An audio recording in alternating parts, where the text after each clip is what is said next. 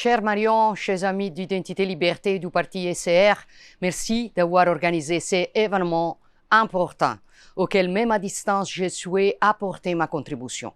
Et merci de l'avoir intitulé La droite qui gagne, car nous devons transmettre clairement le message que nous sommes prêts, partout dans le monde, à assumer la responsabilité gouvernementale.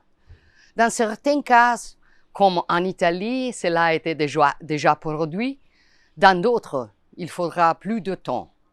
Pour certains, ce sera plus aisé, pour d'autres, très difficile.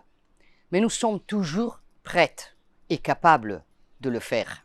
Depuis mes années d'engagement militant dans le mouvement de jeunesse, j'ai toujours cru que les idées ne pouvaient pas vivre sans action.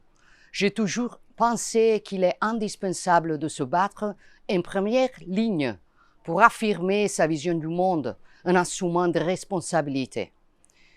Et c'est précisément pour cela que je veux rendre un hommage sincère à Charlie Kirk, un jeune homme, un père courageux, qui a payé de sa vie le courage de ses idées et le prix de sa liberté. Son sacrifice nous rappelle, une fois encore, de quel côté se trouve la violence et l'intolérance. Et je veux dire haut et fort à tous les semeurs de haine, à ceux qui passent leur existence à diaboliser l'adversaire politique et qui ensuite trouvent des justifications hypocrites, même aux crimes les plus odieux. Nous ne tomberons pas dans le jeu sordide. Nous ne leur permettrons pas d'entraîner nos nations dans cette spirale d'haine et de violence. Mais je vais aussi dire avec la même fermeté que nous ne nous laisserons pas intimider et que nous continuerons à nous battre avec la force tranquille de nos idées. C'est cet esprit qui me guide depuis que j'ai assumé la charge la plus importante de ma vie, après celle de maire, celle de diriger le gouvernement italien.